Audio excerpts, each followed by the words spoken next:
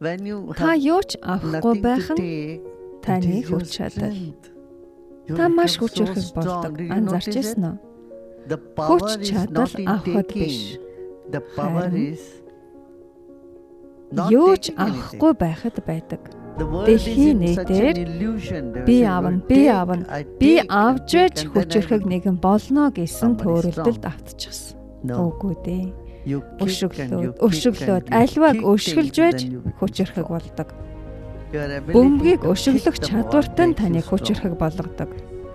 Та энэ амьдралаас юу ч авахгүй гэж би хэлнэ.